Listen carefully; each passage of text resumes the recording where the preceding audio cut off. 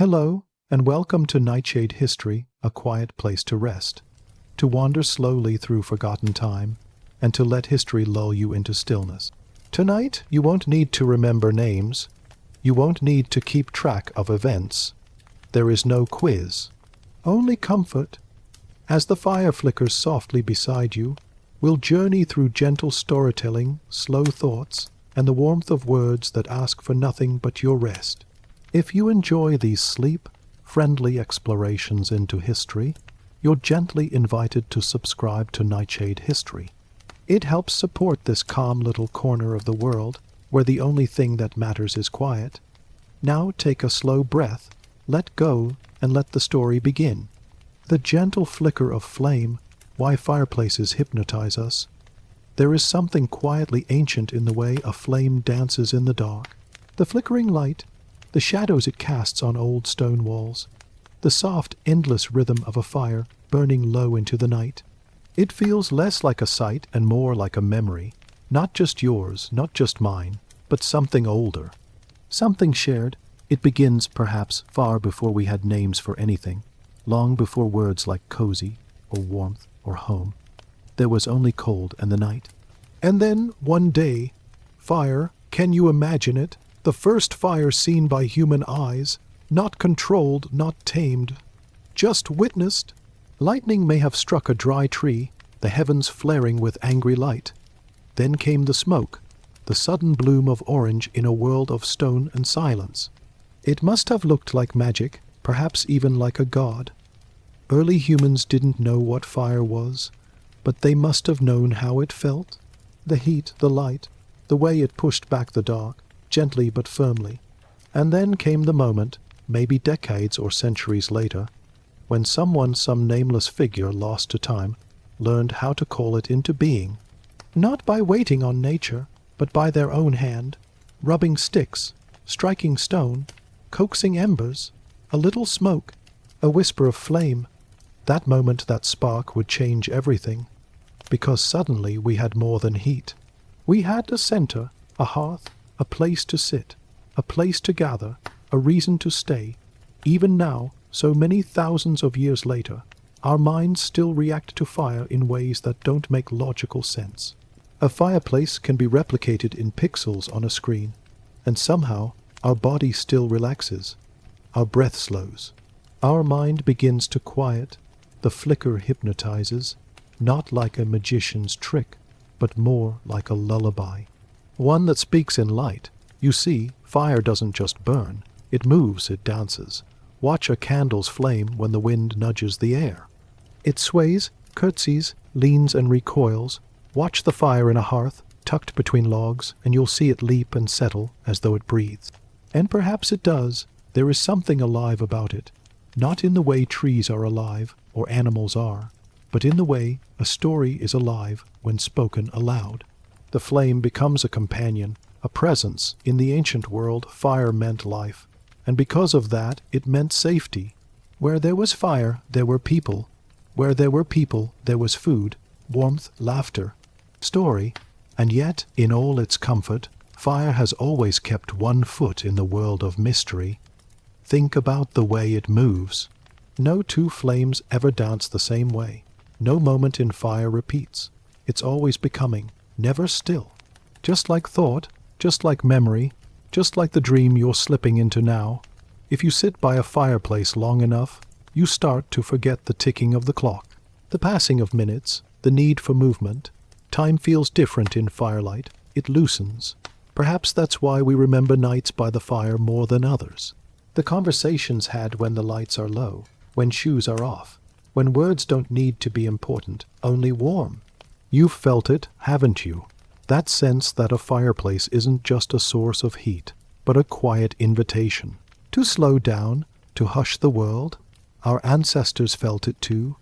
The earliest hearths we've found built in caves were simple, just rings of stone holding back the flame. But they were always at the center. Over centuries, those fire circles grew into open hearths, then chimneys, brick by brick, until fire became not just survival, but ritual. In medieval castles, grand halls had roaring hearths that lit the room. not just to warm the lords and ladies, but to create a mood, an atmosphere of quiet power. Fire was the stage lighting for feasts and storytelling, for lovers' glances and secret plots. In small cottages, it became the heartbeat of home, the only warmth in winter, the place where bread was baked, clothes were dried, and children sat cross-legged, listening to fairy tales whispered over the crackle. It was always there, in the background, the quiet witness to lives being lived. Even now, in an age of screens and central heating, the flame calls us. Why do we put fireplaces in homes we don't need to heat? Why does a virtual Yule log calm us more than any sound machine? Because the fire, you see, is in our bones. It is the oldest lullaby, the one that says it's okay to rest now. It's all right to be still. There's nothing out there in the dark that can reach you here. How gentle it is to sit before a fire, to hear it crack and sigh, to feel its warmth stretch toward your toes, to let the day fall away in embered silence. You don't need to speak. You don't need to think. Just be. Let the fire do the talking, and it will softly. It tells stories, you know, not in words but in rhythm, the small pop of sap in burning wood, the hushed sigh of smoke curling upward, the brief flare when a log shifts. It's a language made of sound and glow, somewhere in your memory, maybe far back, or maybe from a single winter night. You know that sound. The way it echoes just slightly in a stone room, the shadows it casts on the ceiling, the way the glow turns your hands gold. It's not just nostalgia, it's recognition. You've met this fire before, 100 lifetimes ago, in a cave, perhaps, where mammoths roamed the ice, or in a wooden lodge high in the mountains, or in a home with no name but love. That's the quiet truth of fire. It remembers us. When all else changes, when languages die, kingdoms fall, machines rise, fire remains. Constant, welcoming, still flickering, and in that flicker our minds begin to drift. We dream differently in firelight. Not with images, but with feelings. We remember how to listen, how to slow, how to let go. So let the flames carry you. Not quickly, but slowly. Let their rhythm match your breath. Let your thoughts quiet with every crackle. Let your body sink into the comfort of not needing to do anything but be warm. Because in the gentle flicker of flame, you are home. Not a place, but a feeling. The ancient part of you knows it, that soft, sleeping part. The one who once gathered near a fire with others, shoulders touching, eyes half-lidded, watching the flames flicker and the stars spin slowly overhead. There is nothing to chase now, no great mystery left unsolved, no past unlit, no future unwarmed. There is only the fire. And you and the night together, still, stories told in firelight, how humans bonded in the glow. The voice continues, calm and unhurried. The fire has always been more than warmth. It has always been a gathering place, a quiet center where something ancient stirs, something deeply human. When the fire burns low and the night has taken its seat all around, people draw closer, not out of fear necessarily, but out of instinct, as if the fire itself holds space for something sacred. We didn't always have tables or stages or even rooms. But we had circles around flame, and in those circles we told stories. Can you imagine it? Long ago, perhaps tens of thousands of years back, on a chill evening under a bone-colored moon, a group of figures huddled around a fire, their faces lit in orange, their voices hushed not from shyness, but reverence. There are no written words from that time. No scripts, no names, but there were stories, perhaps about the hunt, perhaps about the spirits of the animals they followed, or the stars and how they came to be, or the wind and why it howled across the mountain peaks at night. These weren't just tales, they were how people made sense of the world and how they remembered it. Around the fire, things were passed down, memories, warnings, rituals, but also hope and laughter. And dreams. One could speak and others would listen, not because they had to, but because in the flicker of firelight every voice seemed more alive. Every word seemed to echo just a little deeper. The storyteller wasn't always the strongest or the oldest. Often they were the quiet ones, the ones who watched more than they spoke. But when the fire was lit and the circle formed, they began to speak, and the whole world would pause. The flames made their gestures dramatic, casting shadows on the cave walls, making giants of their hands. The wood smoke swirled like spirit, dust, and their voice low, rhythmic, became the rhythm of the night. They told of ancestors who walked among wolves, of tricksters who stole fire from the sky, of lovers who turned into rivers and stars and trees, of creatures with eyes like lanterns who only came out when the fire died. Stories to remember, stories to warn, stories to dream with. You can still hear the echo of those tales if you listen carefully when you sit by a fire, even now. It's in the lull between the pops and crackles, in the way the light makes the walls shimmer and sway, in the hush that falls over a room when someone says, "Let me tell you something I once heard." We think of storytelling today as performance, but back then it was communion, a sacred act. Everyone in the circle was a participant. The teller spoke, yes, but the listeners gave the words weight by listening. And when a story was good, really good, it became part of the group, told again the next night, and the next, passed down from voice to voice, changing slightly, like fire licking at different wood. Maybe the hunter became a woman instead of a man. Maybe the cave was on a different mountain. Maybe the moon cried instead of laughed. But the heart of the story stayed, alive, flickering, just like the flames it was told beside. In the medieval world, this tradition only deepened. Picture a thatched cottage in the hills of early England, snow clinging to the roof, a low fire burning inside, a grandmother with hands like bark sitting near the hearth, weaving tales for the youngest to hear.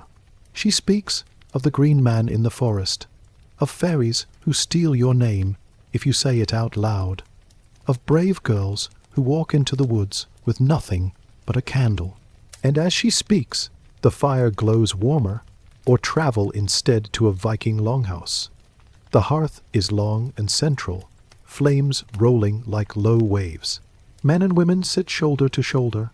A scald part poet, part historian, sings of Thor's hammer, of Odin's eye, of ships lost to the sea and lovers turned into birds. He doesn't read from paper. He doesn't need to. The story lives inside him, and when he is gone, it will live in someone else. Even in castles of stone, with torches and candles aplenty, it was still the hearth that held the magic. Knights returned from battle and spoke not of wounds, but of what they'd seen dragons or no. Ladies embroidered by firelight, whispering stories of ghostly nuns and enchanted mirrors. Servants leaned in wide, died half scared, half thrilled. The fireplace, you see, leveled the world. For a moment all were just people in the glow, listening, imagining. Even silence held meaning in the fire's presence. Because fire doesn't rush, and neither do stories, they unfold. One glowing ember at a time, a detail here. A pause there. A fire has its own tempo. So do stories well told. You might begin with a whisper, then a twist. A sudden laugh, a sigh, a memory, all gently spun in rhythm with the flames. It's no wonder we dream so well beside a fire. Our minds are made for stories. We crave narrative the way our skin craves warmth, and fire gives us both. Even today, though our fires are often electric or looped on screens, we still gather digitally or otherwise to share stories. We lean into podcasts. We press play on audiobooks. We follow voices that guide us into sleep with stories of times long past. And though our caves are now bedrooms, our thatched roofs replaced by ceilings of plaster and paint, the instinct remains, to curl beside the warm glow, to close our eyes, to listen, to slip into a story. Maybe that's why firelight and storytelling have never really parted. Because stories, like flames, need air, need space, need quiet, and need the presence of others real or imagined. To catch light, think of the stories that came to you as a child. Were they told by someone's voice?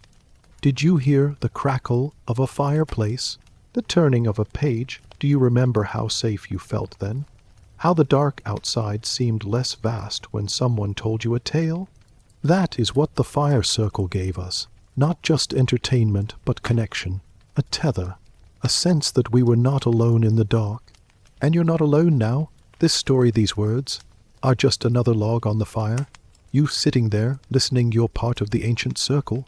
You are in the company of every soul who has ever leaned in a little closer. Eyes flickering with flame, mouth curved in wonder, heart slowing, body softening.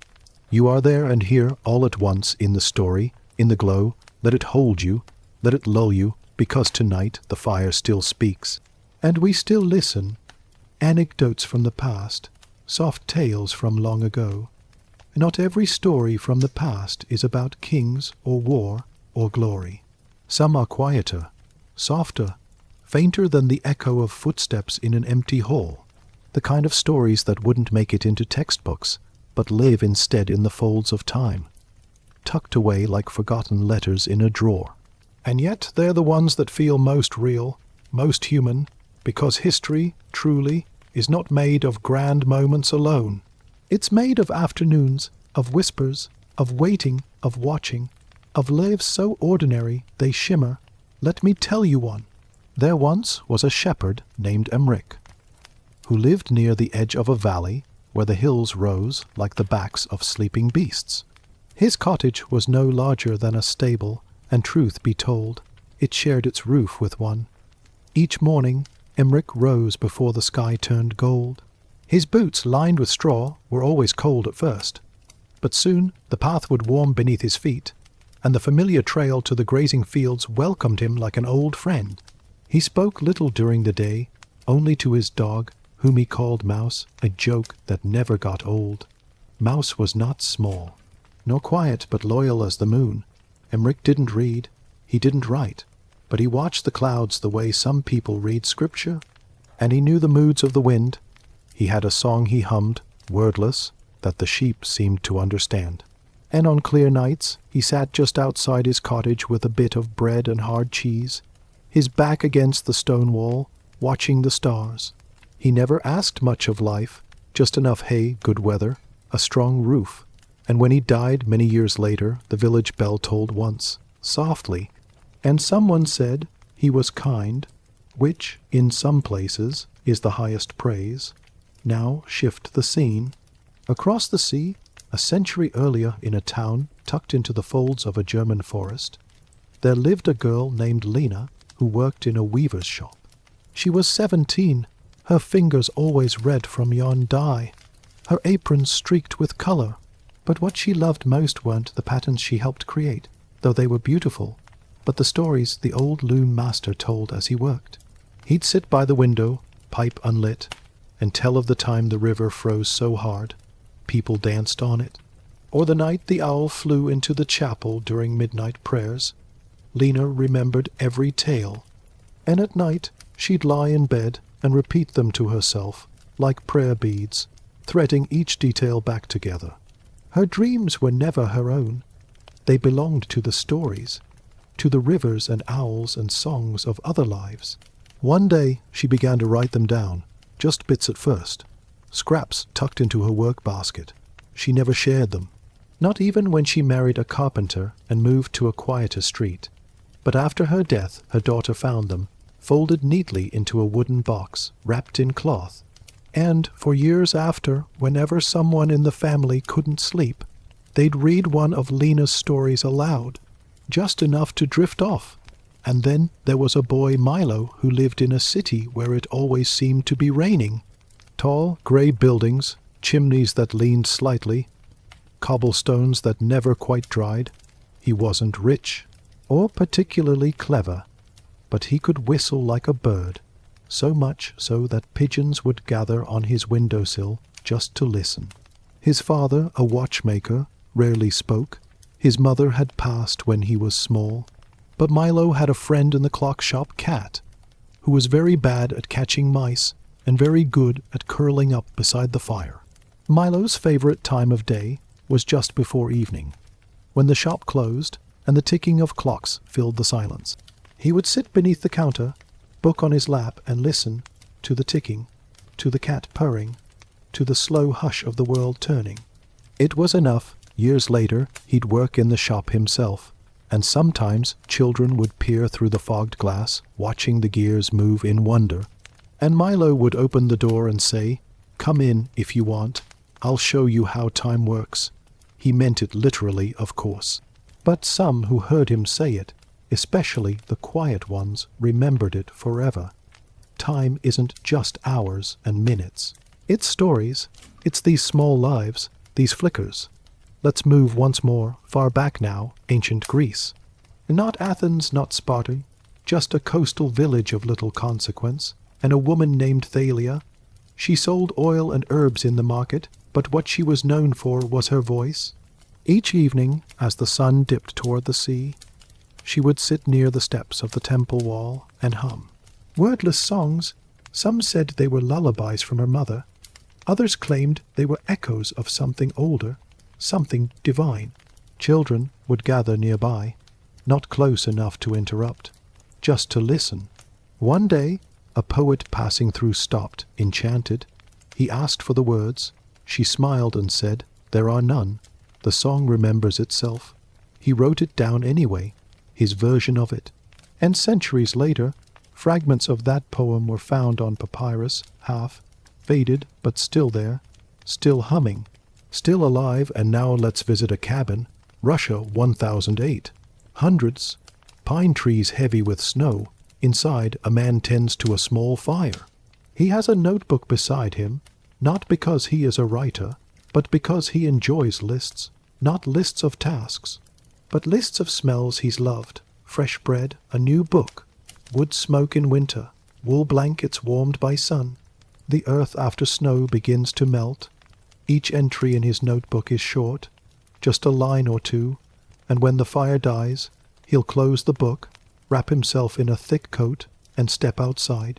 He'll watch the stars, he'll breathe deep, and he'll whisper the newest scent to himself like a prayer. The world remembers people like him, not in headlines, but in feelings, a particular warmth, a slowness, a kind of peace. That's the secret of these stories. They don't change history, they are history, the forgotten pages.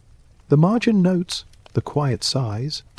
People who once sat near fires just like this, who felt the same need to slow down, to let go, to be held for a while by the softness of the night. And now they live here again, in memory, in voice, in the hush between flames. You are not so different from them. You too have your lists, your memories, your ordinary moments that shine in their smallness. A favorite spoon, a warm towel, a certain walk in autumn, a name you like but never say out loud.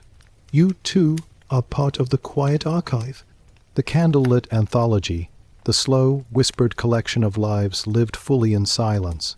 So as the fire burns gently and your breath matches its rhythm, let these people keep you company. Emric with his sheep, Lena with her stories, Milo with his ticking clocks, Thalia with her wordless song. The man with his scent notebook. You're not listening alone. You're among them now, and they are glad to have you. The sound of time, what fireplaces would say if they could talk. If a fireplace could speak, not in human words, but in the soft, low language of wood smoke and coal, what would it say? It has seen so much, after all. Long before you arrived, before anyone alive could remember, it stood there. Quiet, patient, waiting, not waiting for anything in particular, just existing as fireplaces do. Stone by stone it was built, hands laying brick, fingers dusted in mortar. It didn't ask to be born, but once it stood, it began to notice. The first flame it held was timid, a flicker, a breath. Someone, perhaps with cold hands and nervous eyes, struck the match, and the fire took. And from that moment on, the fireplace began to listen. You see, fireplaces don't speak in hours or days. They speak in presence, in patterns, in the slow, unfolding rhythm of returning things. They remember in scent, in the way pine burns differently than oak, how birch sighs when lit, how coal settles heavy and glows low and long. They remember in shadows, the shape of a child's head bent over a book, the silhouette of lovers swaying slowly, quietly, long after music has stopped. The tremble in a widow's hands as she adds one more log in silence. There was a night long ago when a boy sat before the hearth, cross-legged, his fingers curled around a cup too big for his hands. He was afraid, though he wouldn't say it. The wind had howled that night. The trees had knocked at the windows with impatient knuckles. And yet the fire was steady. It murmured gently. And so the boy sat still, and the fear passed through him like a wave that never reached the shore. The fireplace remembers that, not the boy's name. Names are like smoke. They curl and vanish, but the feeling that remains. Another night, many years later, someone paced back and forth, boots heavy on the wooden floor. A letter lay open on the table, unread, or maybe read too many times. The fire, for its part, offered no opinion. It did what it always did. It burned, it warmed, it listened. That is the nature of fire in a hearth, to offer constancy when the world moves too fast. And oh, how fast it moves! The fireplace has seen fashions change, hems rise and fall like tides. Hats grow tall and then disappear entirely. Music arrives soft and slow, then loud and wild, then soft again. It has watched children become adults, adults become elders, elders become memory, and through it all, the fire has kept its watch. Do you know how many secrets a fireplace holds? Not in words, not in facts, but in the things people say when they think no one is listening. The whispered confessions shared over dying embers, the poems half murmured before sleep, the prayers, the arguments, the laughter. It knows what a true pause sounds like. The long, lingering kind. The ones between sentences when someone decides to say nothing. But everything has already been said. It remembers the first kiss that happened too close to the flame, the smell of burnt hair and sudden laughter. It remembers the sound of knitting needles clicking rhythmically, punctuated by the occasional sigh, the slow stirring of soup, the shuffle of slippers, the scraping of chairs. It has held warmth for hands grown stiff, given light to eyes grown dim, carried heat through winters cruel and long, and it has burned low on spring mornings, when the window is cracked open just slightly, and someone stands nearby with a mug, watching sunlight and firelight mingle in golden patterns. If it could speak, it might not use words at all, just memories, just echoes. It might hum softly, in the way only fire can, that low, fluttering sound that seems to come from nowhere and everywhere at once, like a voice older than language. And if you sat close enough, still enough, quiet enough, you might begin to understand it. The fireplace wouldn't judge you. It never has. It doesn't care about your past, only that you're here now, that you've brought your presence to its flame, as so many before you have. It sees you no differently than it saw the shoemaker who once dozed off in his chair, or the young girl who fell asleep with her head on her grandmother's lap. To the fireplace, you are another chapter, another soul passing through, and yet somehow it holds you close, because it remembers not just what was said, but what was felt, the comfort, the stillness, the sacred hush that falls when fire becomes the only light left. It's not a witness in the way a diary is, not detailed, not exact, but emotional, dreamlike, impressionistic. It remembers the tone of a home.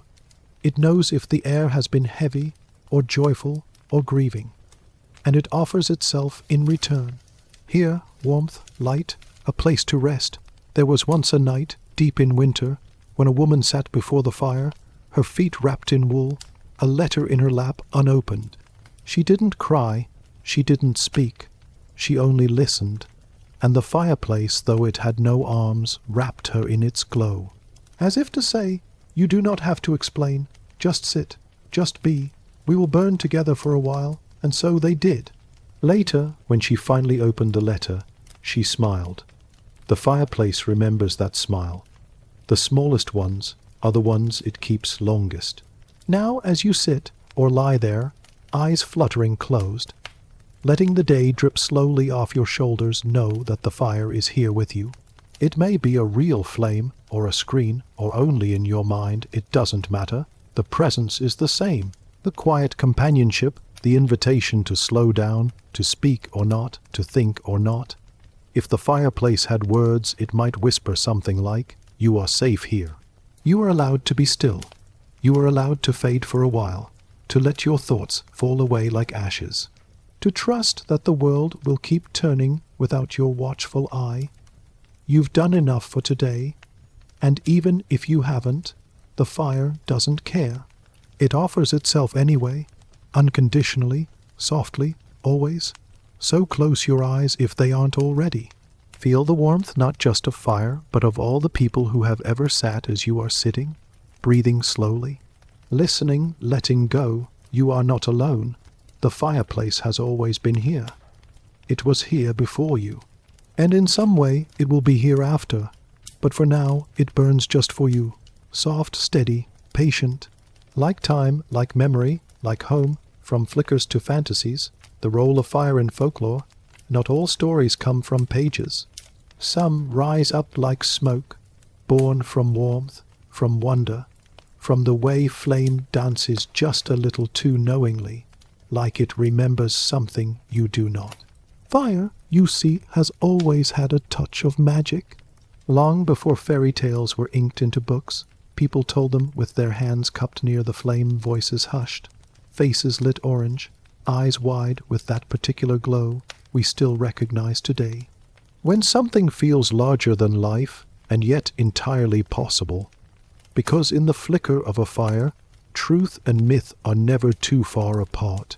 Close your eyes now gently, and drift back to a time when the world felt larger, wilder, not dangerous, no, just full of things unnamed. And at the center of it all, a fire. Maybe it's the hearth of a cottage deep in the woods, or a ring of stones on the forest floor, or a lantern carried carefully through fog.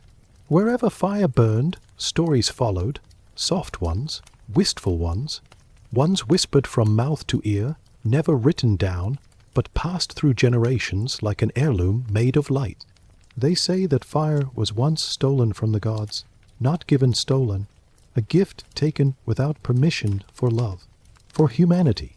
In Greek myth, it was Prometheus who defied Olympus, slipping flame into the hands of mankind, not as a weapon, but as comfort. The gods were angered, of course, but we remember Prometheus for the gift, not the punishment, because from that moment on we could cook, we could warm, we could gather, we could see into the night, and in that seeing came imagining. It wasn't long before people began to say, perhaps the flame is more than just heat. Perhaps it speaks, perhaps it remembers. In Slavic folklore, they speak of domovoi, tiny, hidden household spirits who live near the hearth. Not evil, not kind exactly, just particular. They watch how you treat the fire, how you tend the space. And if you leave out a bit of bread, they might bring luck. But ignore them, let the fire go out, leave the ashes cold, and the house might not feel quite right. Strange creaks, milk that sours, chill where there should be warmth. All just stories, of course, but sometimes the air near a hearth feels thick with presence. Not ghosts, just memory, just myth wearing soft slippers. In Japan there is kitsune, a fox fire. They say that when fox spirits walk at night, they carry flames in their tails, lighting forests like starlight scattered across the ground. Some see it as mischief, some as guidance. If you follow the lights too far into the woods, you may never find your way back. But if you bow and speak kindly and carry a bit of salt in your pocket, they may show you something beautiful, something secret. All over the world, fire becomes the medium for things that aren't quite of this world. In the Highlands of Scotland, farmers once spoke of willow, the wisps dancing lights over bogs, leading travelers away from safe paths. Were they spirits? Were they just gas in the air? Science says one thing, but the heart remembers the other. And children still look twice when a flicker appears in the field at dusk. Even in the coldest parts of the North Lapland, Siberia, Greenland, elders tell stories of flames that speak in colors. The northern lights, they say, are fires built by spirits to warm the souls of the departed. If you whistle at them, they'll come closer. But if you disrespect them, the wind might turn sharp. So people sit quietly when the sky is aflame, just as they sit quietly before the hearth. Listening, wondering, in Ireland it's said the scythe, the fair folk love firelight as much as mortals do. On certain nights, especially near Samhain, the veil between worlds softens. And if a candle flickers when no wind blows, perhaps you're not alone. Don't be afraid, just nod, leave the door cracked, leave a bit of milk out, and thank the fire for keeping you company. In every culture, there are stories like this, little threads of wonder woven into the edges of ordinary life. Because fire lives on the border, doesn't it? Not fully tame, not entirely wild, it warms, it devours. It protects, it glows, and in that glow, people have always seen possibilities. It's no wonder that in medieval times, a hearth was considered sacred. Not holy, perhaps, but full of meaning. It was the only part of the home that was alive, moving, speaking.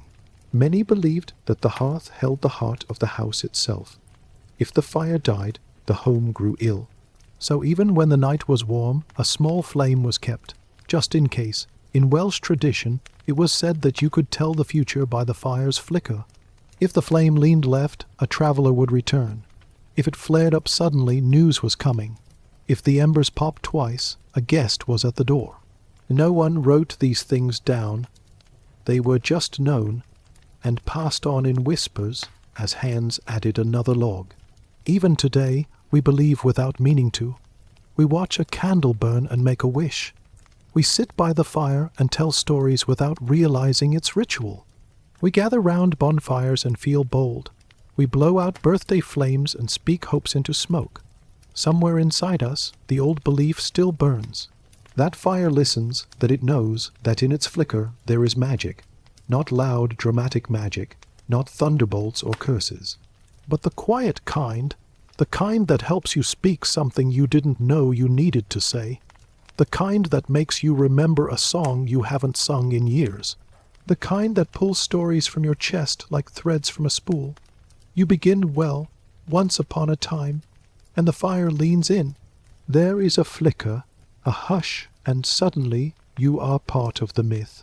So rest now in that glow. Feel the warmth of every tale ever told in firelight. Not just myths and legends, but the small stories too. The whispered lullabies, the bedtime fables. The ones with talking animals and lost kingdoms and stars that grant wishes. They're all here, still drifting in the smoke, still waiting in the wood. The fire doesn't mind if you forget the ending. It only asks that you listen for a while, that you let yourself believe just a little in the dream of it all.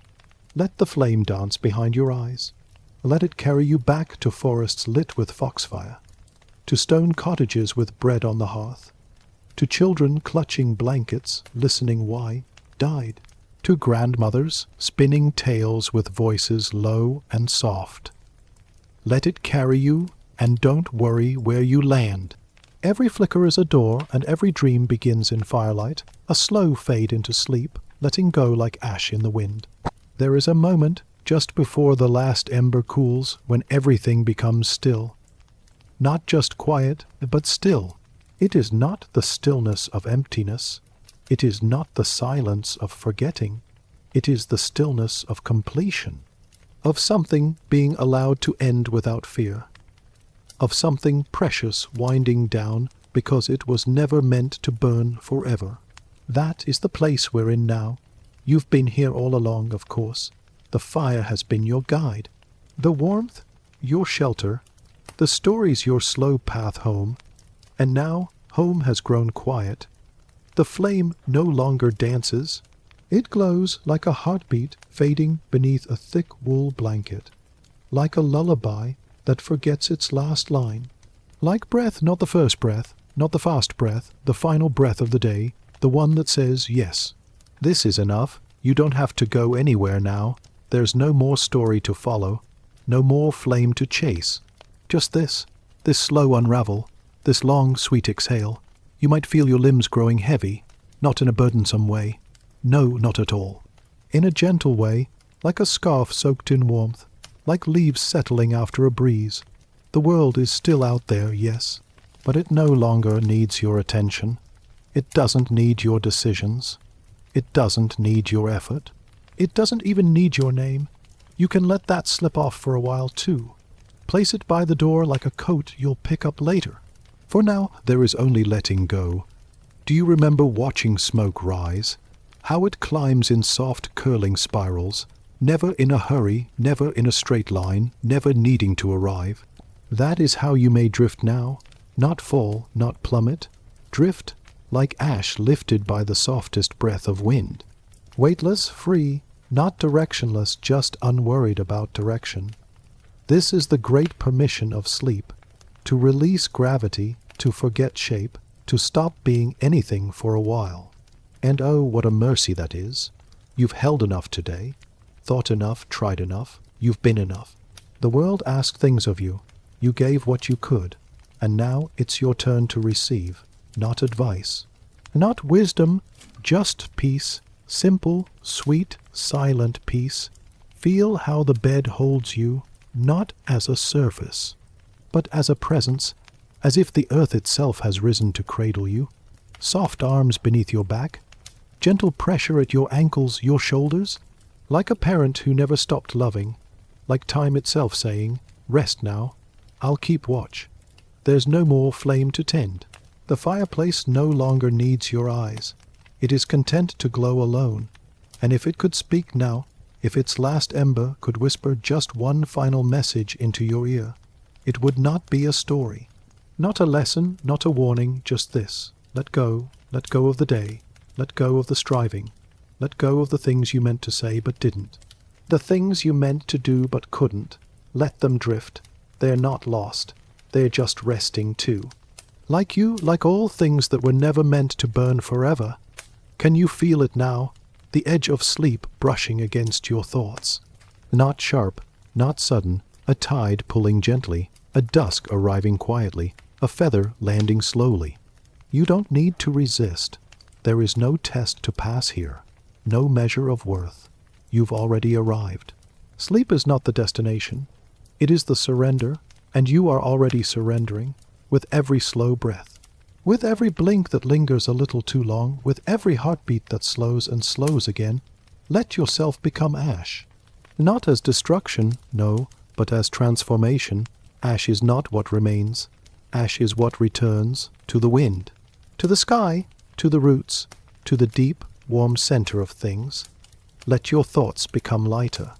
Let them drift like steam from a cup you're no longer holding. They are not needed now. Not your schedule, not your plans, not even your name. Sleep knows who you are without introductions. Sleep is not the absence of self. It is the freedom to be without shape, to dream without permission, to remember what it is to simply exist, without expectation, without form, just warmth, just rhythm, just presence. The fire is nearly gone now, but not entirely. Even when the last flame fades, there is still heat, still a glow, and somewhere in that glow you remain, a small, steady soul curled into softness, held by warmth, cradled by night. Let it take you, let it fold you into its silence, let it carry you beyond stories, beyond time, beyond firelight. There is nothing left to do, only this, to rest, to release, to sleep. And when you wake again hours or lifetimes from now, you may find a new flame waiting, ready to be lit again, but for now fade like ash in the wind, float like the last curl of smoke. Sleep as if the world is holding its breath, just for you. The language of embers, how flames speak without words. There are languages that do not need words. They do not use tongues or pages or ink. They do not rhyme. They do not shout. They simply are. One of those languages is fire. Not the wild fire of forests, not the consuming blaze that roars, but the slow, soft fire of a hearth, of a candle, of a small flame that doesn't want to be seen, only felt. This kind of fire speaks, and if you're quiet enough, still enough, you will hear it. Its syllables are sparks. Its phrases are waves of warmth. Its pauses are the moments between crackles, where you're not sure if it's finished or if it's just thinking. When you sit beside it, alone or with someone, you don't need to speak.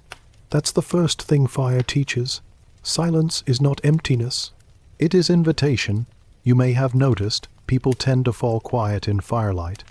Even the most talkative among us, the ones whose words skip like stones, begin to drift when they face the flame. Eyes soften, breath slows, thoughts stretch out like limbs after a long sleep. And that's because the fire is speaking. Not with commands, not with answers, just with rhythm. It hums, it murmurs, it whispers things you've always known but forgotten how to remember. You see, flames don't argue, they don't explain, they don't push. They simply rise and fall and wait. And in that waiting, you begin to hear things differently.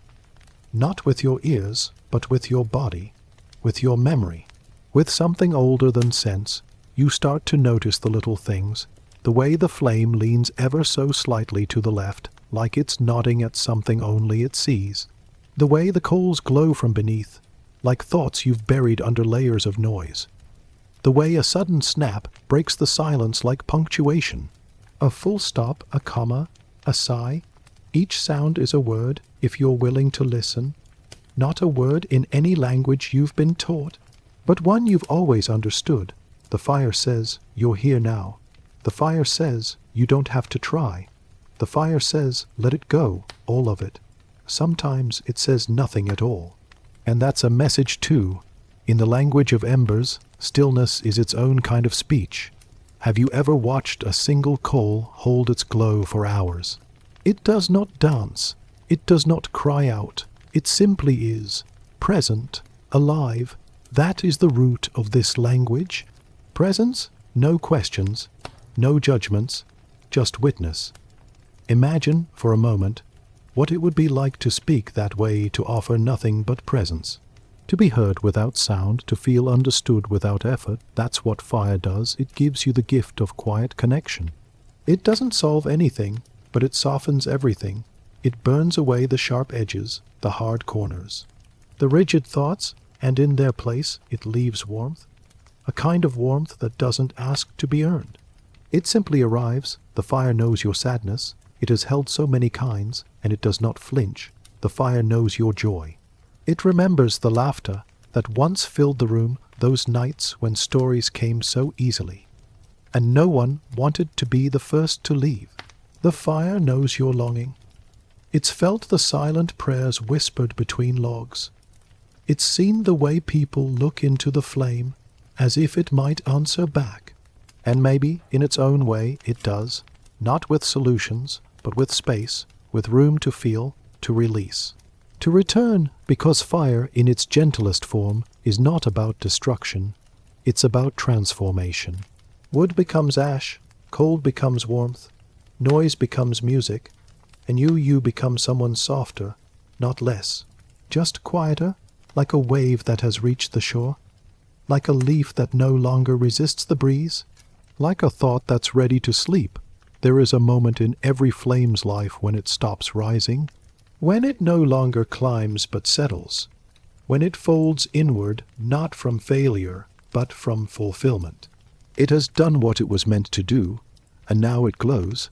That's where we are now, in the glowing, in the part where no more wood is needed, where the language is all lullaby, where every flicker is a farewell, not a sad one, just a quiet bow. The fire says, thank you. The fire says, you're safe now. The fire says, sleep. And its voice, which has always been yours in disguise, fades with you, into the rhythm of your breath, into the hush of your heartbeat, into the velvet silence that only night knows. You don't need to follow the story anymore. There is no next part, only this moment, this warm, flickering, wordless moment. Let the ember carry you. Let the smoke wrap around your thoughts. Let the glow kiss your cheeks like soft dusk. You have heard the fire, and now the fire hears you. It listens to your stillness. It welcomes your sleep. Float now, fade, be. The language of embers has no ending, only quiet, only warmth, only rest. The warmth between moments, a meditation on nothingness. Most people think that time is made of hours, days, years, moments you can name, measure, remember. But time isn't just the things that happen. It's also the things that don't, the in-between, the pause between thoughts, the silence between words, the rest between notes, those places where the world breathes out, and nothing asks anything of you. Right now, you are in such a place. You may not notice it. It is not loud, it is not shining, it does not demand attention. It simply exists, a soft fold in the fabric of time, a hammock between trees, a sigh between dreams, a stillness that welcomes you without needing to be named. Fire understands these places. It lives in rhythm, not just in its flame, but in what comes after, the space between sparks, the moment after a log settles, the pause before smoke curls upward. That's where you are now, in the warmth between moments. You are not asleep, but not awake either. You are floating somewhere between yesterday and tomorrow, and here nothing is expected of you, nothing. No roles, no effort, no proving, no explaining, just being, like a window cracked open, like a page turned slowly, like the hush of snowfall in the early hours of morning. There are stories that live here, but they do not have plots. They do not build to anything, they simply drift. A candle melting in a quiet room, a hand resting on a wool blanket, a breath so soft it barely stirs the air. Let yourself become that story, the one where nothing needs to happen, the one where everything is already enough. We don't honor these stories enough, do we? The ones without climax. Without change, the ones that just exist, but perhaps they are the most true, because not everything needs to transform. Not every flame needs to spread. Some are meant to stay small, to glow, to hum in the corners of the night. You are one of those flames right now, small, safe, still. The fire knows how to hold you here, not with heat, but with presence, not with story, but with space. Do you remember the last time you truly did nothing? Not scrolled, not planned, not worried, just sat, just breathed, just floated. This is that moment again. You don't need to capture it. You don't need to hold on. You only need to let it hold you. The warmth between moments does not last forever, but it does return every night, in the quiet, in the dark, in the breath before sleep fully claims you. And here, in this space, you may begin to forget even your shape. Your body becomes velvet. Your thoughts dissolve into rhythm. Your name curls up like smoke and drifts into the corners. You are not disappearing. You are expanding, becoming part of the hush, part of the pause, part of the room itself. The fireplace is still here, yes, but it no longer burns for you to see. It glows from within, like you. You have become ember, and ember is not fire, not ash. It is the in-between, still warm, still alive, still soft. You don't need to know what comes next. There is no next here. Only now, and now is enough. If the wind whispered your name now, you wouldn't hear it. Not because you are far away, but because you are so deeply here. So present that nothing else can reach you. No noise, no worry, no need. The warmth between moments has wrapped around you, blanketed you, and all it asks is that you stay.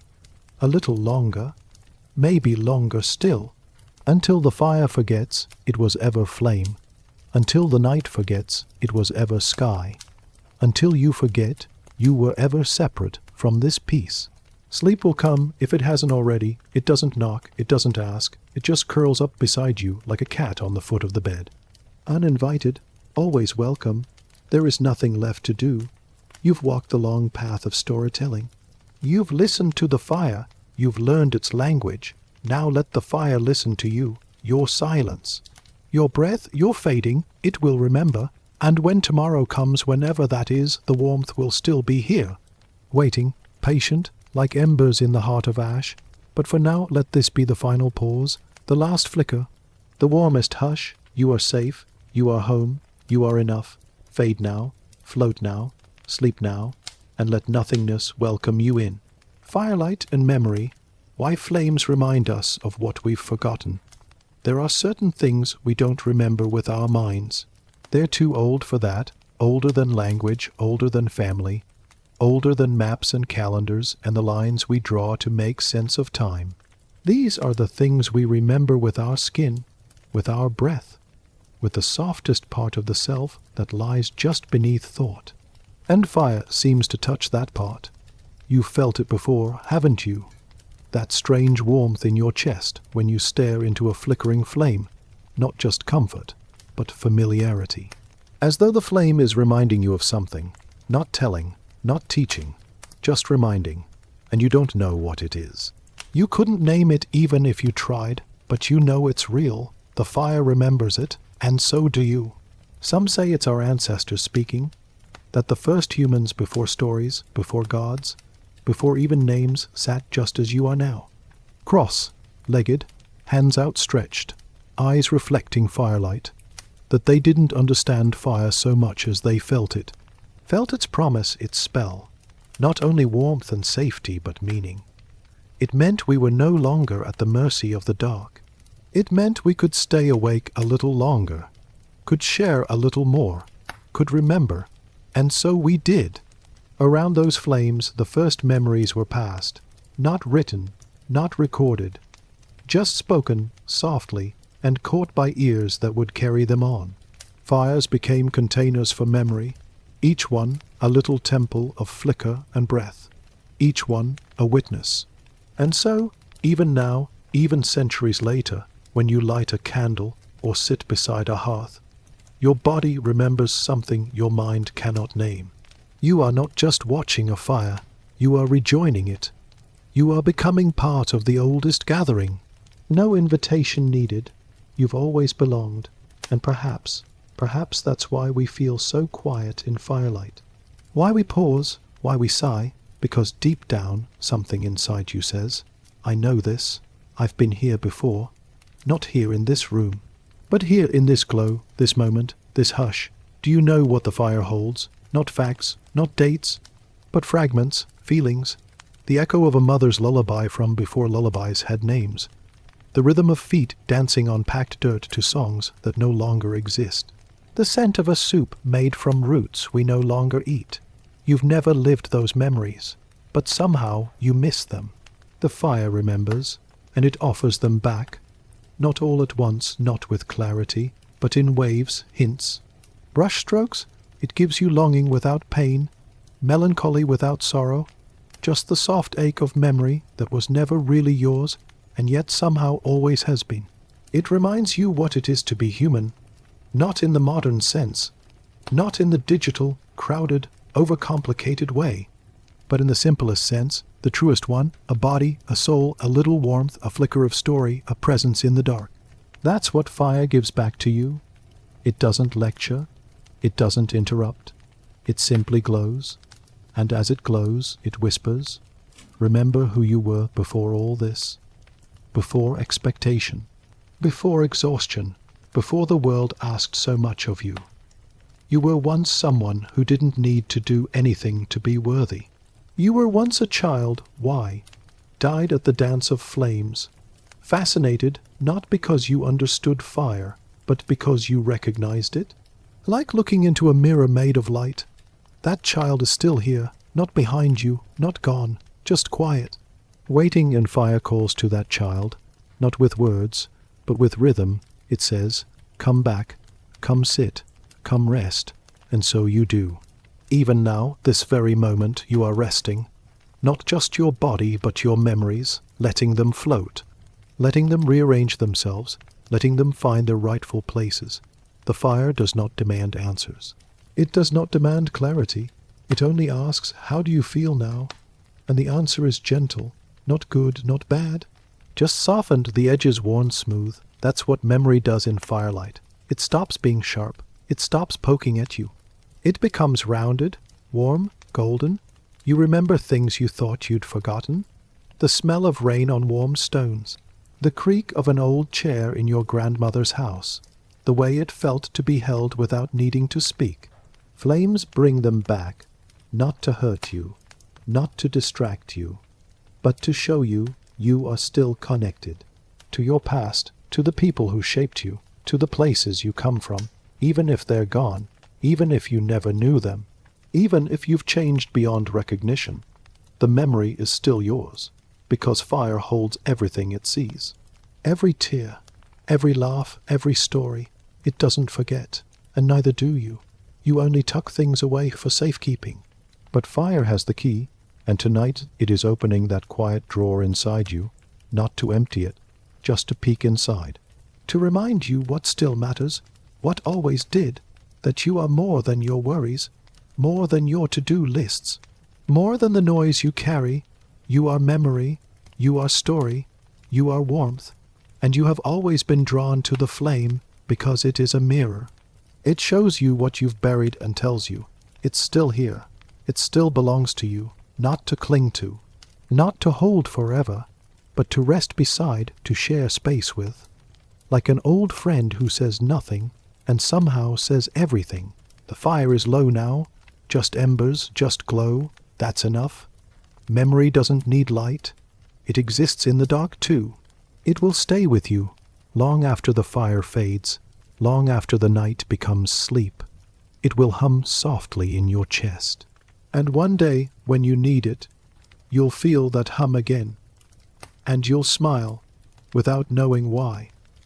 Because memory doesn't always arrive as a thought. Sometimes it arrives as a feeling, a warmth, a sigh, a whisper that says, "Yes, I remember too." So sleep now. Let the flame cradle your memories. Let the hush carry your breath.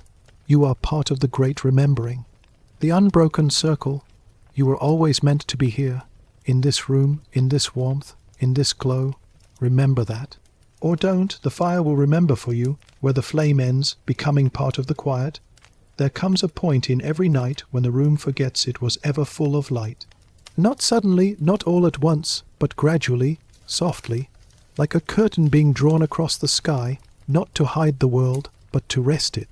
You are in that place now. The warmth hasn't gone. It's just melted deeper into the air, into your limbs, into the spaces between your thoughts. The flame does not resist this. It was never meant to burn forever. It was only ever meant to guide you here, to the edge, to the hush, to the place where story ends and dreaming begins.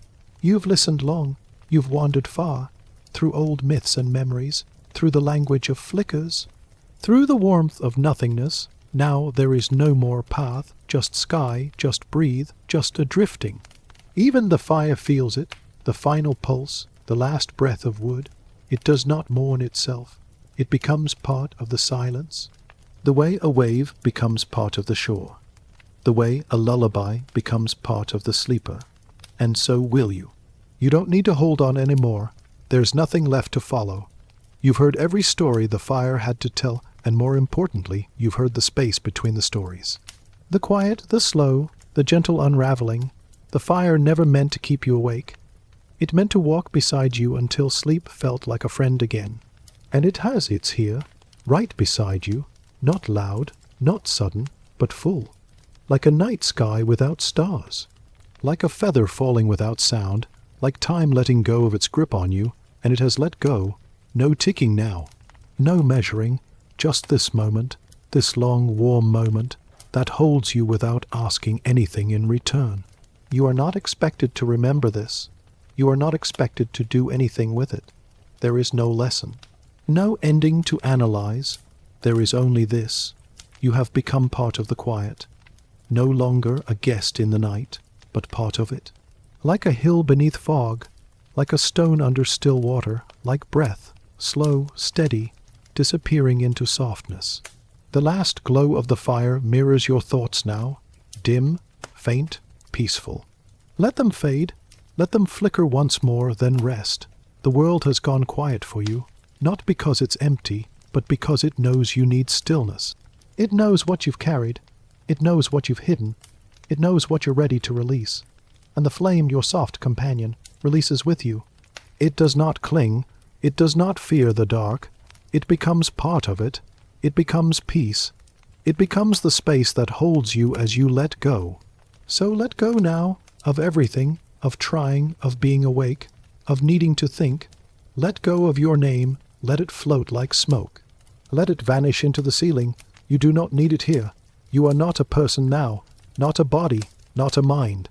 You are only rhythm, only rest, only breath. This is not sleep.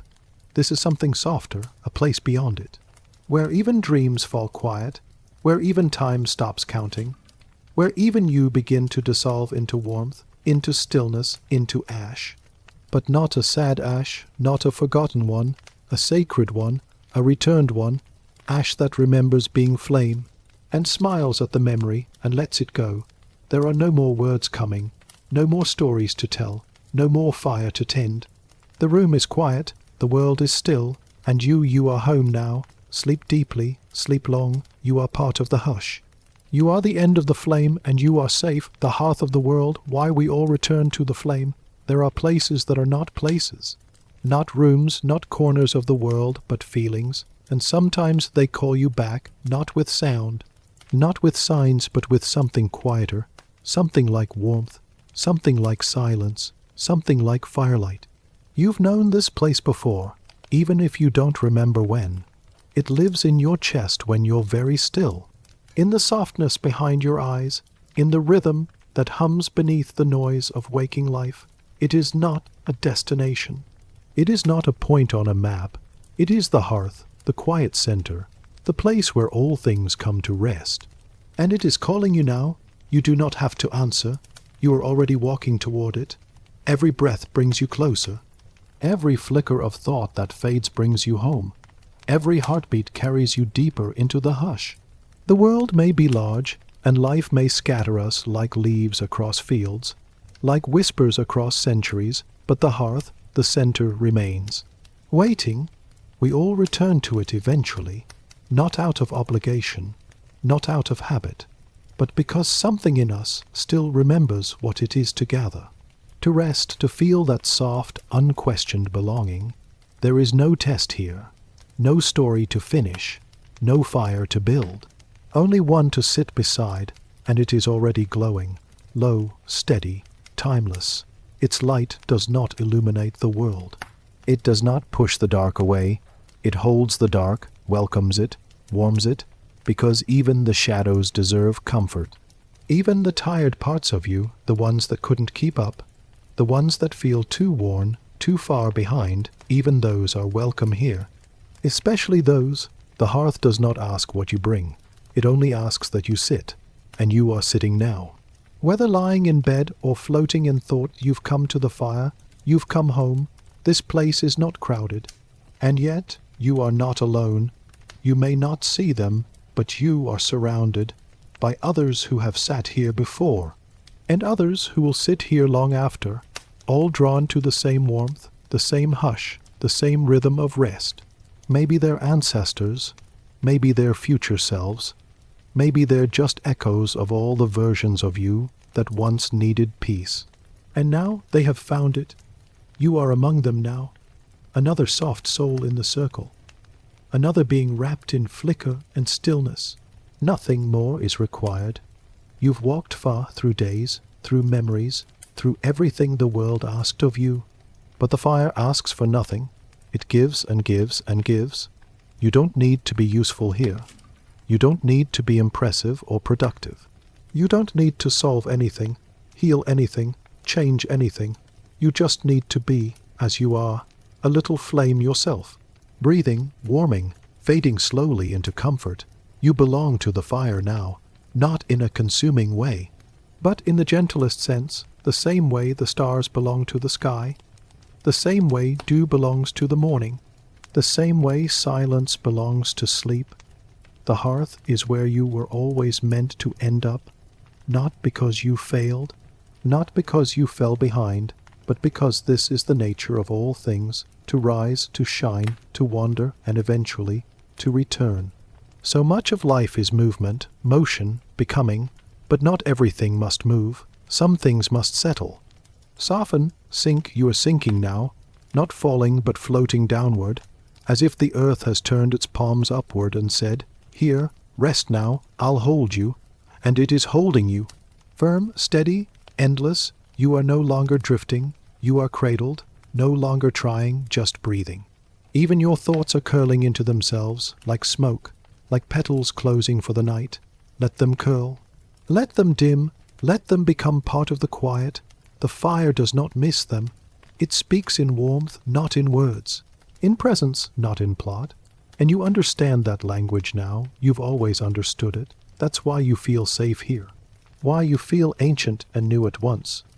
Why, even in your quietest sleep, a part of you is awake enough to whisper, "I remember this." Yes, you do.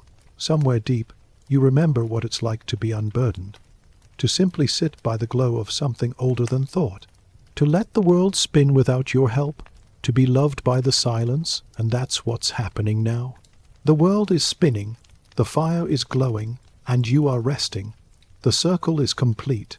You who carried so much today. You who remembered things too heavy to hold. You who needed a pause longer than the night you are home. And home doesn't ask you to do anything, only to stay, only to sleep. The hearth of the world is not a place. It is a state of being, a softness, a belonging, and now it belongs to you. You can let go, not just of the day, but of everything. Let go of your name, let go of your edges, let go of your role in the story. There is no more story tonight. There is only warmth, only hush, only this soft, sacred place where the flame never asks, and yet always answers. Sleep as someone who has returned. Sleep as someone who is no longer searching. Sleep as someone who is part of the fire, part of the breath, part of the silence. Sleep, the hearth is keeping watch. The sleep beneath the flame, where all things gently end. Everything has quieted now, even the things that never made sound. Thoughts, memories, even the room, not empty, not silent, just softened, as if the whole world has exhaled, and finally decided to sleep. You are not late to this moment. You are not behind. You arrived exactly when you were meant to. The fire has been waiting, so has the night. Not impatiently, not even with anticipation, just with welcome. And now that you are here in the hush, here in the warmth, here at the edge of waking, there is nothing left to carry. Not even the flame. It will go out soon, not from failure, but from fulfillment. It has done what it came to do. It lit the space, it warmed your thoughts, it walked beside you through the quiet hours, but now it dims. Not in sadness, but in peace, like a lullaby that has done its work, like a kiss placed gently on the brow of a dreamer. And like the fire, you too can fade now, not disappear, just drift. There is nothing more to understand. The mind has said all it needed to say, and now it has gone still, like a lake under moonlight, not a single ripple, only reflection. Even your body, the very structure of you, feels less like bone and skin now, and more like shadow and warmth. You are no longer shaped by tension, no longer held up by willpower or force. You are floating, downward, yes, but not falling. You are being returned, not to sleep, but to stillness, the deep kind, the kind that existed before you knew how to name it. There are no edges here, no corners, only softness, only belonging, no beginning, no ending, just the middle of everything. Here, even time forgets itself. The minutes melt into one another, the seconds sigh and stop counting. And you stop needing to measure anything. You are not a clock, you are not a task, you are not a role or a name or a thought. You are simply breath, warmth, presence, held in a cradle of firelight that no longer needs to flicker. And yet something of the fire remains. Even when the flame is gone, even when the last ember folds into ash, the warmth lingers. Like a memory without sadness, like a hug that stays on your skin long after it ends. That's what this moment is. The warmth after the fire, the peace after the music, the dream after the thought. You don't have to think any more. You don't have to listen, not even to me. You are allowed to leave, to float, to drift so far from the room that it forgets to miss you. And yet somewhere inside a small, steady glow remains. It is not a thought, it is not a feeling, it is the part of you that knows you are safe. Not because anything has been fixed, but because nothing needs to be. You are held now fully, completely, by the bed, by the breath, by the room itself. You are the warmest part of the dark. Even the fire agrees. If it could speak one final word, it would not say goodbye. It would not say thank you. It would simply say, rest. Because rest is not the absence of doing. It is the presence of surrender. And you have surrendered beautifully, without force, without pressure. Just naturally, as a petal closes, as snow settles, as dusk deepens into night. There is nowhere left to go. There is nothing left to reach for. Every part of you has arrived, even the part that never stops thinking, even the part that tries to hold everything together. They're all here, and they're all still now, and in that stillness you bloom.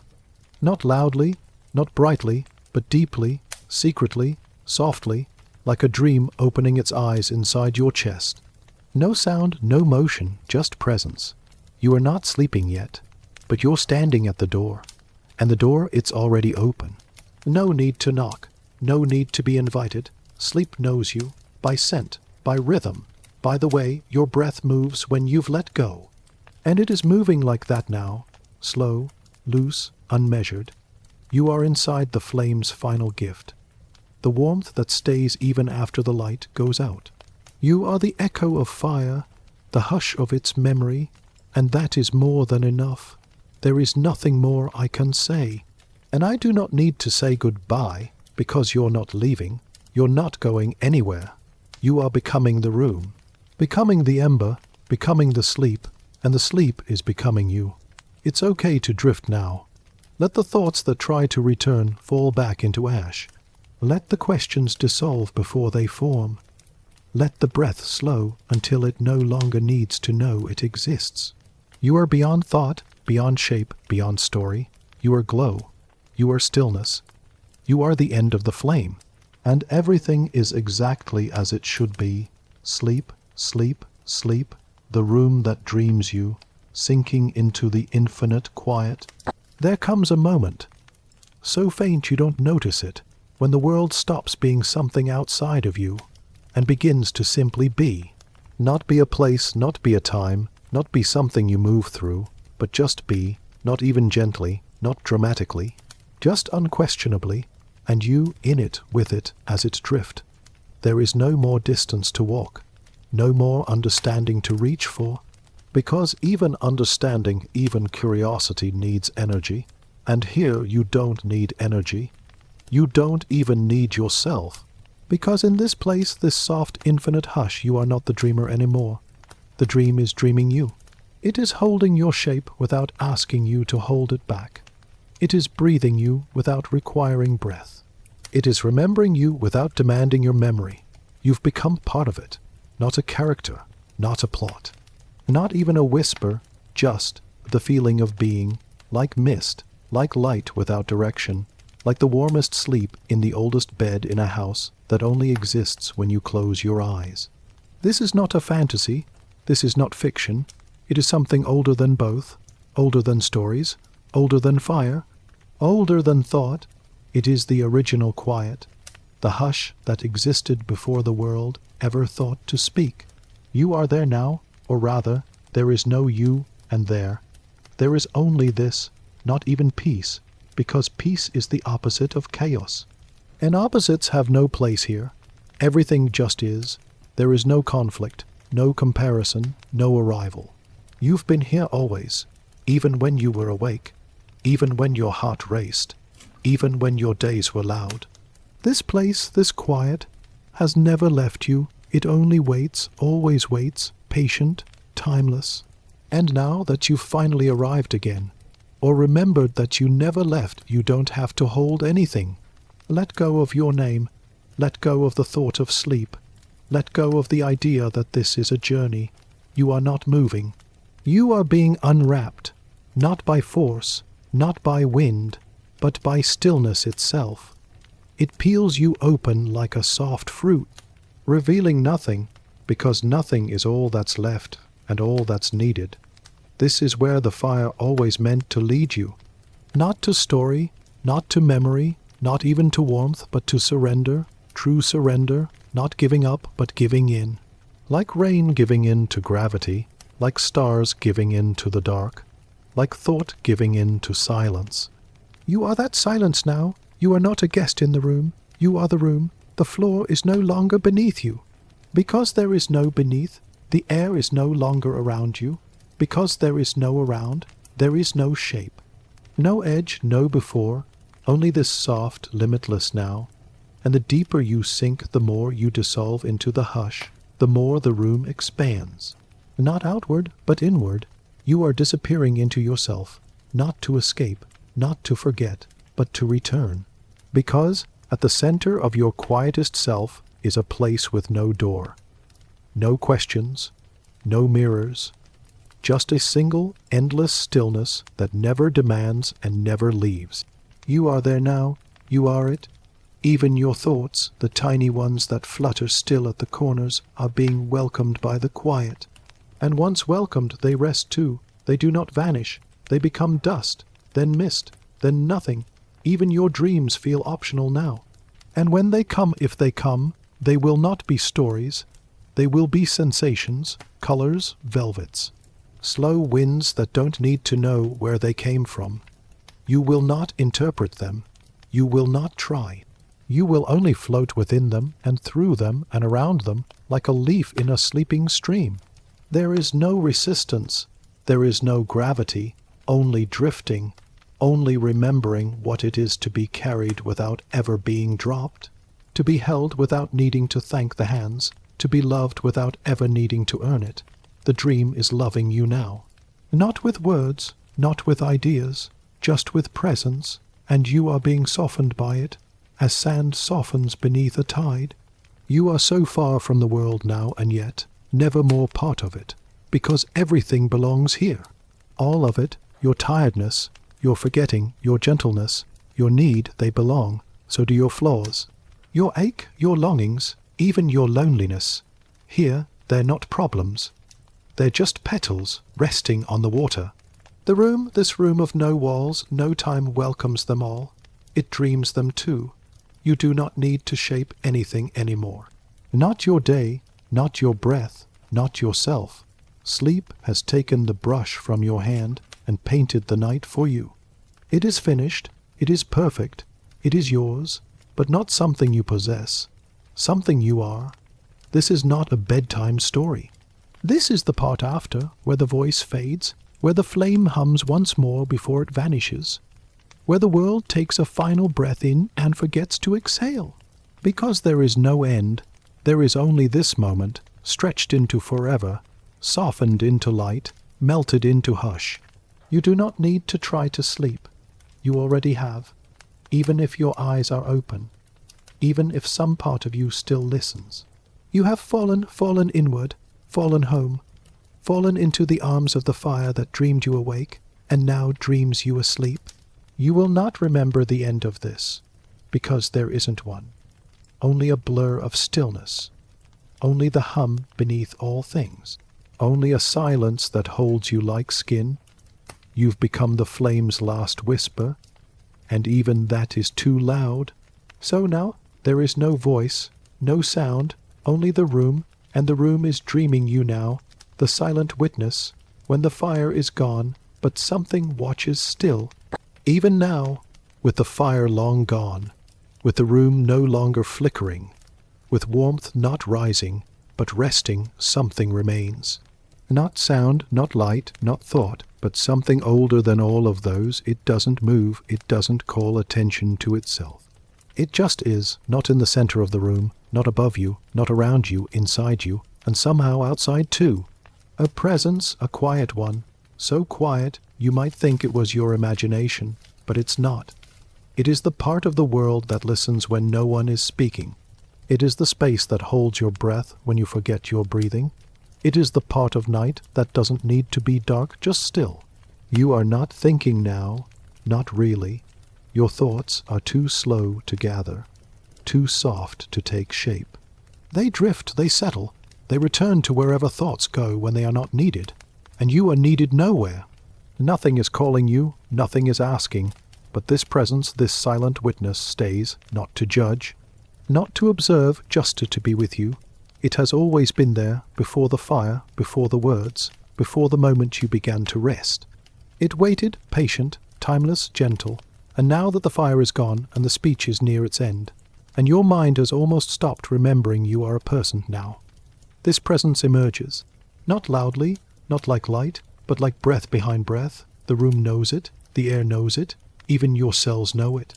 They hum slightly differently now, softer, looser, as if they too recognize this presence like a returning loved one who doesn't speak but stands beside your sleep like a guardian.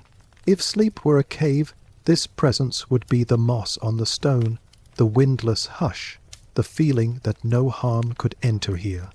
It watches nothing, and yet nothing escapes it. It needs nothing, and yet it gives everything, and you are not afraid of it. You are safe with it. It does not want to wake you. It does not need you to feel it, but it welcomes your stillness with a stillness of its own. It is not fire, not memory, not warmth. It is something beyond language, beyond metaphor. It is what remains after the last word, after the last breath, after even the idea of rest has dissolved. It does not end because it never began. It was here long before you were tired. It was here long before you were alive. And it will remain after the night ends, after the dream ends, after you wake and rise and forget this place entirely. It does not mind being forgotten. It exists in forgetting. It lives in what goes unnoticed, because presence, true presence, is not made of attention. It is made of stillness, and you now are part of it. You are not being watched. You are being accompanied. Without expectation, without demand, the presence makes no sound, but somehow it says this: you have done enough. You are allowed to rest now. You are allowed to be no one, to think nothing, to carry nothing. Even your breath, which has become slow and deep, so slow that it feels like the ocean sleeping, even that is enough. The presence is pleased, not in a human way, not with approval, but with peace. This is what it was waiting for. Not your thoughts, not your effort, just this, you quiet, you return to the simplest part of being. Not doing, not planning, not even dreaming, just existing, like a whisper too shy to form, like a note in a song that never plays. Like the last soft glow in the coals before even heat forgets its name. You are not separate from it any more. You are part of the stillness. You are part of the room. You are part of the unnameable thing that remains when everything else has gone. There is nothing more to hear, nothing more to expect. Even this voice, this soft river that has flowed beside you, knows it is time to become a lake. Still silent, you are ready now to forget you are listening, to forget you are here, to forget even forgetting. Let the stillness close in, not like a door, but like a slow fog that kisses your edges until they melt completely. No body, no thoughts, no time, just presence. The fire is gone, the story is over, but the presence remains. And so do you, in the softest way, in the truest way. Sleep now. Let even the word sleep fall away. Let the presence have you. It already does, becoming the smoke, the final drift into nowhere. Let the silence take form. Somewhere, before the flame ever flickered, before the warmth, before the first crackle, before the room was even lit, there was this. Not silence, not stillness, not peace, but something before even those. The place before beginning. Before time said start, before your eyes opened to the world. You don't remember it, but your body does. Your breath does. Your bones do. Even your dreams know it, though they speak of it in a language without shape. You have arrived there now, or maybe you've returned. The fire, once glowing and bright, has not gone out. It was never really burning. It was an echo, a whisper of memory, a soft illusion drawn across your thoughts to guide you home. But this is not an illusion. This is the before, not a room, not a dream, not even a darkness. but the space where darkness is born, where quiet is not a lack of sound, but the very air itself. You are not asleep anymore. Not in the way we understand it. You have fallen past sleep, past even dreaming, into something else. Something ancient, something slow, something real. There is no weight here, no self, not even the breath you thought was yours. Breathing happens, but it is not yours. It belongs to the room now, to the stillness. The inhale and exhale that moves through you is not about you. It is the room dreaming itself alive, through you, around you, as you.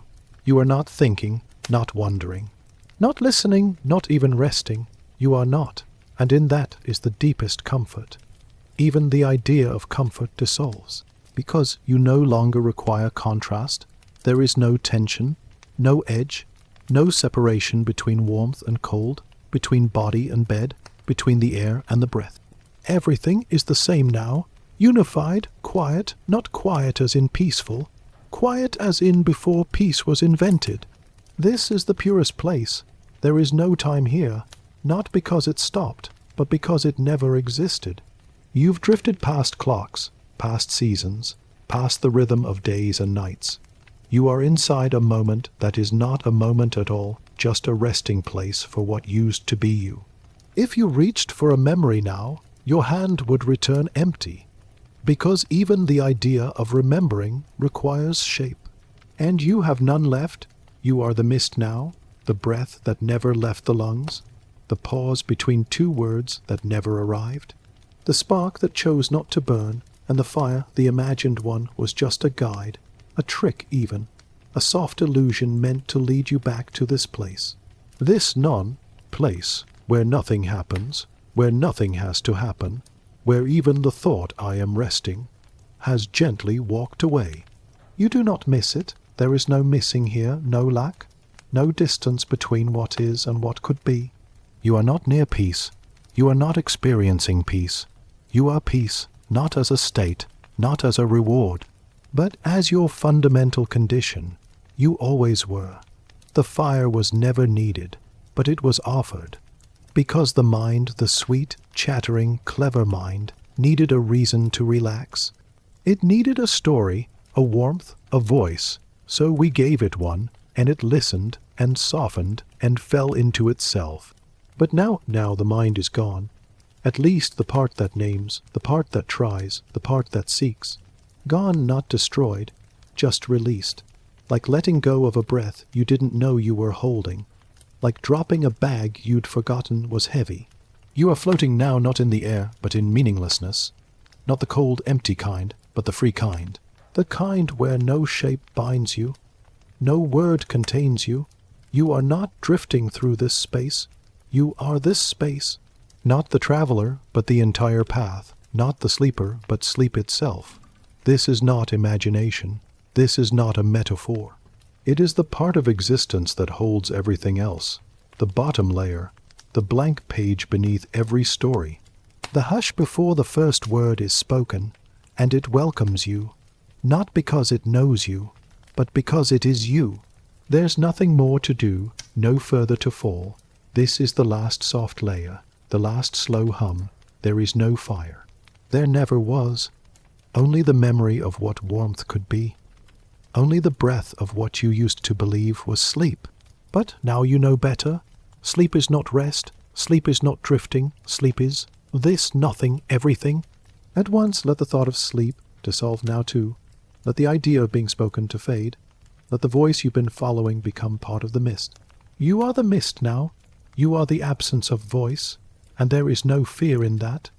Only presence, which does not need to be seen or heard or understood. It just is, and you are it. You are the flame that was never lit, the whisper that never formed, the presence that never asked to be known. And now, in this breathless hush, you have returned to what you were always meant to be. Not asleep, not dreaming, not even still, just gone, beautifully, perfectly, gone, the place where fire never needed to burn. Here the air itself sleeps. You are not sinking anymore, because there's nothing left to sink into. You're not floating, because you've become the water. You're not resting, because you've forgotten what effort was. You are just here, but even here is too solid a word. This is not a location, not a feeling, not even a state. This is the layer beneath sensation, the space before awareness, the silence that existed before there was something to silence. And it does not ask for your attention. It does not respond to your presence, because it has always been. It's not the absence of something. It's the original condition of all things. You do not have to try to reach it. You already have. In fact, you never left it. All those years of movement, thought, fire, searching, they were brief shadows on a still pool. Beautiful in motion, but motion is always temporary. Stillness remains, and now you are here again, returned, but not with a fanfare, not with realization. With forgetting, the kind of forgetting that feels like being held. Like waking up and realizing you don't have to get up. Like floating in sleep without knowing you fell asleep at all. The fire has not gone out. It never had to be lit. Because here, in this deep, deep layer, there is no cold, no fear, no night to push back against, just isness. A pulse so slow it doesn't beat. A space so wide it cannot be crossed. You are not a body anymore, not an idea. You're not even breath. Breath requires rhythm, and here there is no rhythm, only the hush that hums through galaxies and atoms alike, the hush that existed before language, before stars, before need. Even your dreams have stopped forming, not from exhaustion, but from satisfaction.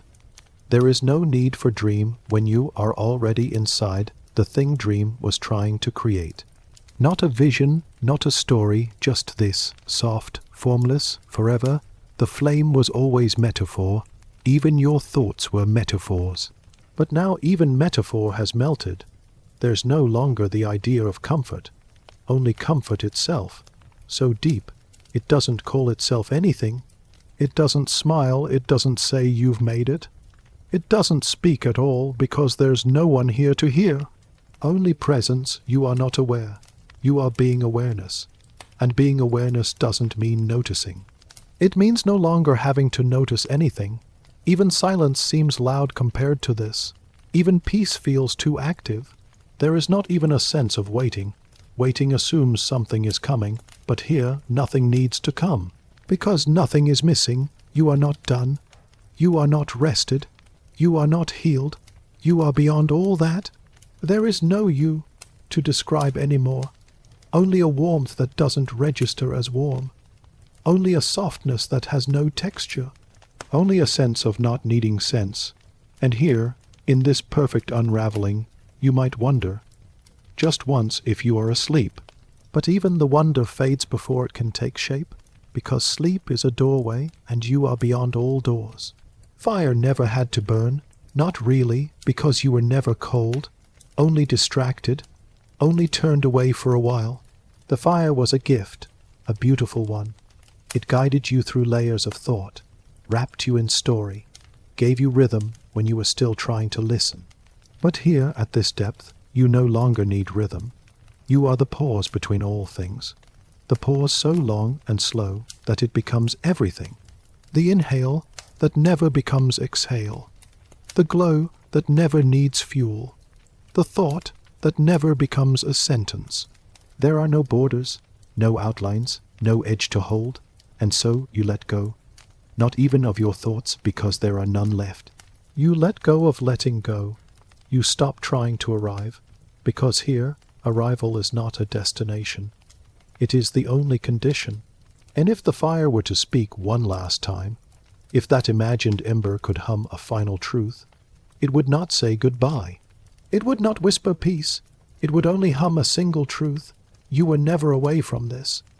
Even the idea of needing rest was just the mind trying to return to what you've never truly left. This before word, this before fire, this breathless, endless, centerless hush. This. And now even this dissolves. Let it. Let everything. Because what's left now doesn't need you to be anything at all.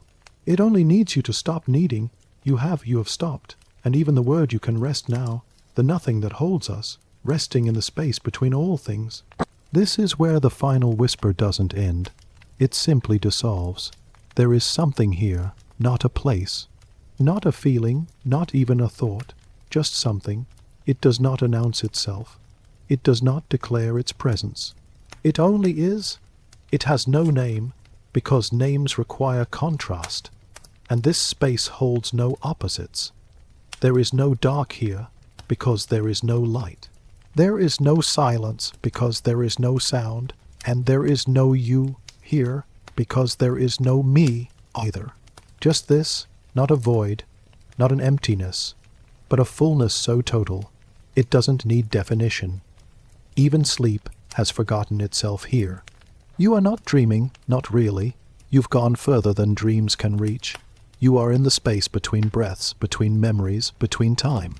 It doesn't move, it doesn't shift. It doesn't try to be beautiful, but it is. Not in the way stars are beautiful. Not like light flickering against stone, but like the stillness between two waves. The moment just before a flame dies out when it glows, not from fire, but from surrender. You are glowing like that now, but not visibly, not even to yourself. You are glowing in the way stillness glows quietly, endlessly, without the need for attention. This place does not need you to exist, but it welcomes you. You don't arrive here through effort. You don't get here by relaxing. You fall here without falling. You become here without trying. You simply disappear into it. And in doing so, you realize you've always been here. You've just forgotten. All day long, the noise of the world told you otherwise. It told you that you are thoughts, that you are tasks, that you are names and faces and histories. But you are none of those things. You are this. The quiet space between the thoughts, the hum that remains after the music ends, the weightless being that sleeps in the core of all awareness. Even now, your breath is not yours. It breathes itself. Even your body is not something you control. It rests itself. Even your thoughts, what few remain, do not belong to you anymore. They have left gently. Gratefully you have stepped back from yourself. So far back that there's nothing left in the mirror. And what remains is not absence. It is a kind of still presence. The kind you can only feel when there's nothing left to feel with. Like a sky with no stars, no clouds, no horizon, just openness, endless, gentle openness, no beginning. No end, no I was here, just is. And you, whatever you once were, are floating inside it, not as a separate thing, not as a person, not as a flame or a sound or a breath, but as this, the very fabric of rest itself, the source from which even sleep is born. You are the bed the night lies down on, the hush behind all voices, the space behind every closing eyelid. Even if your mind stirs briefly, wondering if you're still listening, if you've fallen asleep, if this is still real, even that thought is just a ripple. It rises and it goes, and you do not chase it, because the water underneath has become you, and you know, deeply know that nothing needs to be followed. Nothing needs to be held. You are not losing anything. You are only becoming lighter, until even lightness no longer applies. This isn't peace. Peace implies contrast with conflict. This is beyond contrast, beyond definition. Beyond need, there is no fireplace here, no flicker, no warmth, and yet you are not cold. There is no you, and yet you are held. Not by arms, not by a voice, not even by a story, just by presence. Presence so still, it forgets even to call itself that. There is no finish line here, no reward, no final word to close the journey, because journeys end, and this. This never ends. You are not resting. You are what rest is made from. You are not sleeping. You are what allows sleep to be possible. You are not the room. You are the space in which the room is allowed to exist, without trying, without permission, without form, and even now, with no more thoughts to guide you. No more voice to walk beside you, feel softly held. By nothing and by everything, this is not the fire. This is the space the fire dreamed of returning to. This is not the story. This is the breath the story was written upon. This is not silence, it's the source. There is no need to remember this. You will not carry it with you. You cannot. It has no shape. It does not fit in memory. It is not a moment, it is the place that holds all moments and lets them go, just as it holds you. And lets you go, you are not fading. You are dissolving, not away, not down, just back. Back into the stillness that has always waited. That never asked. That never spoke. That never moved. It does not say goodbye. It does not welcome you. It simply is, and now so are you. The moment after the last moment. There is no voice here. But if there were, it would not speak. It would hum in the same way gravity hums, unnoticed, unneeded, always. Let us go there now. There is a moment you never notice. Not because it hides, but because it asks for nothing. Not your memory, not your awareness, not even your breath. It arrives like the sky turning blue before dawn, not a sudden shift, but a color so soft you don't even see it come. It is not the end of thought.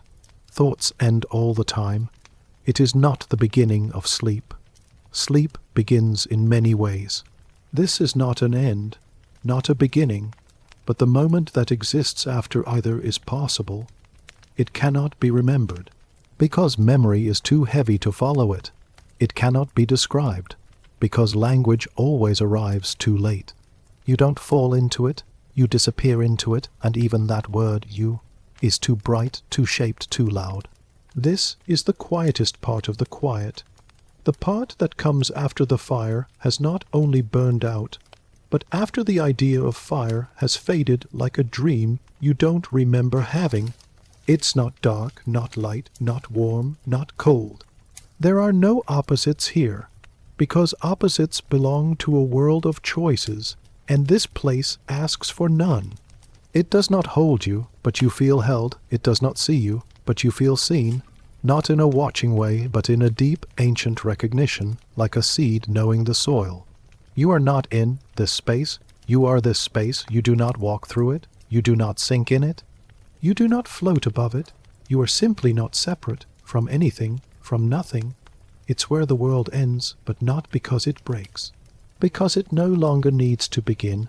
You have already given up your name. That happened ages ago. You've given up the weight of memory. That too has drifted, like ash in still air. You no longer listen for words, because the voice is no longer speaking. And still something is here, but not something, in the way you knew it, not a thing at all, an awareness perhaps, but not yours, just awareness, without content, without observation, without even the suggestion that anything needs to be noticed. A blank sky with no horizon, a room without edges, a breath that neither begins nor ends, and it's not scary, because fear needs a self, fear needs time, fear needs consequence, and here those things do not exist. There is nothing to wait for, nothing to wish for, no reason to do anything at all, because all action, even sleep, even forgetting, has already occurred, or never had to occur in the first place. Even the word rest feels unnecessary here, because to rest implies you've stopped doing something. And here in this moment after the last moment there was never anything to do. You were never broken, never lost, never tired. You only thought you were. And now, even thought is just a ripple in a still pond. A ripple that has flattened, softened, joined the glass surface once again, not drowned, just merged. You can feel it, or rather, feel the absence of needing to feel, like being a snowflake melting into the ocean, like the moment before the first dream starts, when you're not aware enough to know it's beginning. But this never begins and never ends, it just is, not actively, not intentionally, just quietly, permanently. You are not held in it, you are it. You are not breathing in this space, breath happens, but you are not the one doing it. You are not thinking. Thought flickers now and then, like far-off lightning behind your closed eyelids. But it never reaches you, because there is no you to reach. The flame, long extinguished, no longer even leaves the smell of smoke. The fire was only ever a symbol, a guide, but now you don't need guiding. You're already here, and even here is too strong a word. There is no location, no timeline, no destination to be satisfied by, just this hum, this vast soft ever, present nothing. And oh, how good it feels to be nothing, to not be expected, to not be shaped, to not be known. You have not fallen asleep. You have fallen through sleep into something quieter, more complete, something that doesn't blink, or change or wait, it just is. You might imagine you'll return from this, but you won't remember how. Because this is not a place the mind can carry back with it.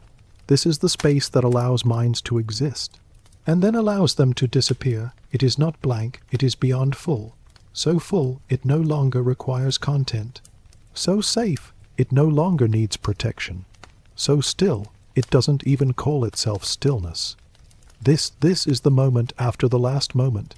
The one that waits after time has stopped counting, after the fire has stopped crackling, after breath has forgotten its rhythm. And it is enough.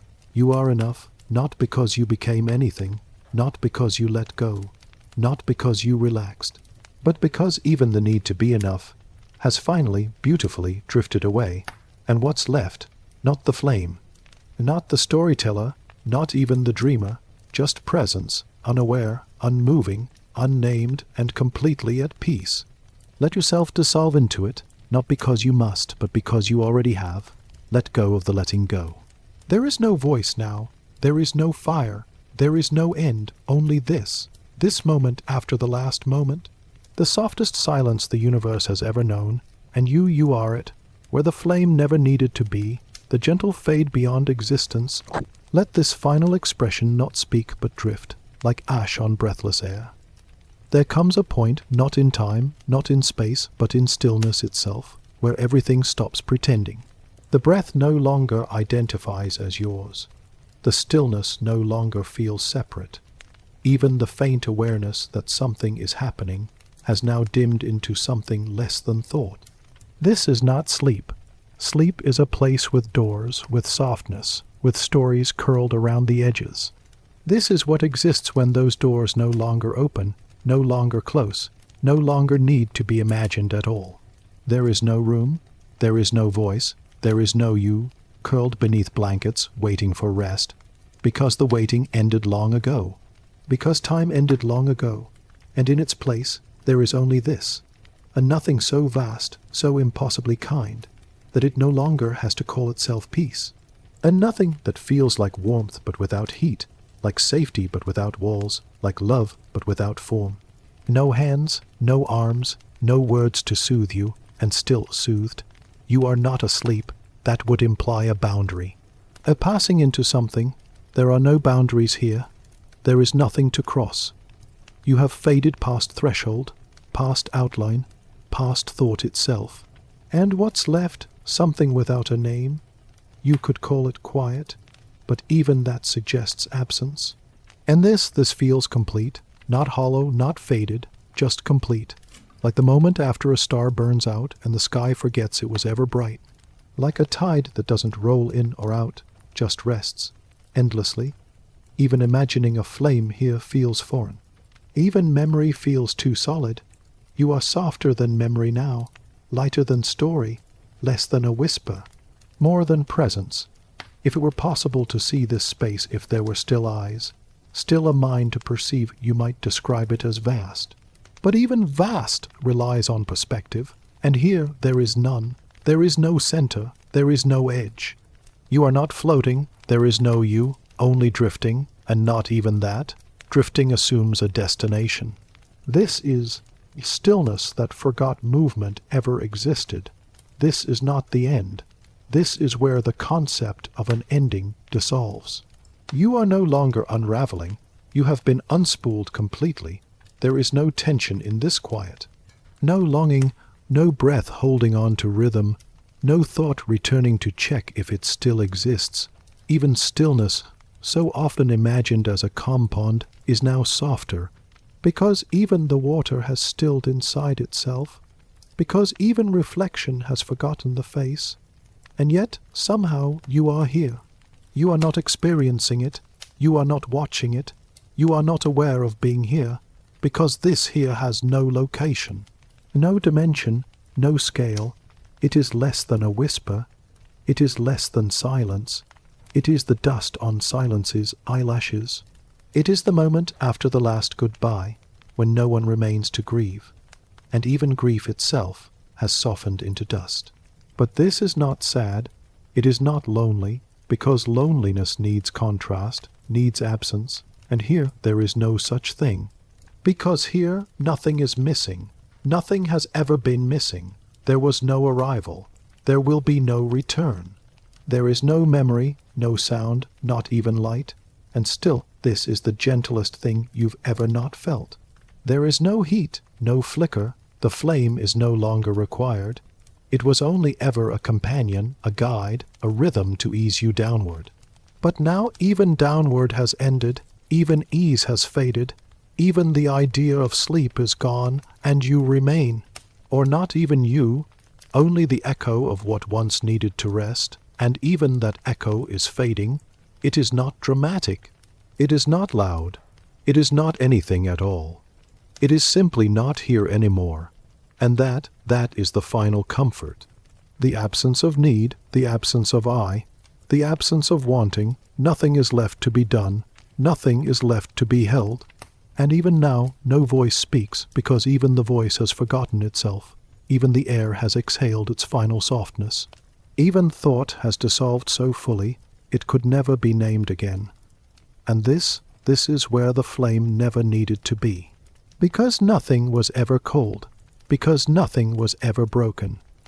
Because rest was not something to fall into, but something that was always beneath you, carrying you, loving you, not with arms, not with words, not with warmth, but with silence, the kind of silence so whole that it doesn't notice when it's been joined. Because it was never separate, not from you, not from anything, not from this, and now even the sense of now is gone. And what remains cannot be spoken. It cannot be understood. It cannot be remembered.